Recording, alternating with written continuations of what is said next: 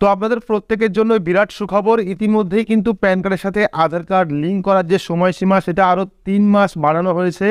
ইতিমধ্যেই কিন্তু income tax ডিপার্টমেন্টের তরফ থেকে এই বিজ্ঞপ্তি জারি করা হয়েছে, যে বিজ্ঞপ্তিতে বলা হয়েছে 30 জুন 2023 পর্যন্ত আপনারা প্যান কার্ডের সাথে আধার কার্ড লিঙ্ক করাতে পারবেন।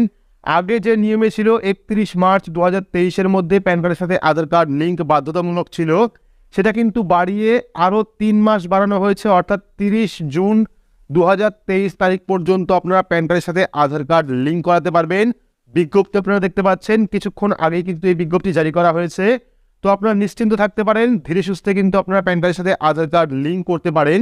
তো এইবার কথা হচ্ছে যে 3 মাস বাড়ানো হলো প্যান কার্ডের সাথে আধার কার্ড লিঙ্ক করার সময়সীমা, সেখানে পেনাল্টি চার্জকে কমানো হলো। অর্থাৎ আগে যে পেনাল্টি চার্জ ছিল 31 মার্চ 2023-এর মধ্যে প্যান কার্ডের সাথে আধার কার্ড লিঙ্ক করার জন্য 1000 টাকা পেনাল্টি দিয়ে আপনাকে প্যান কার্ডের সাথে আধার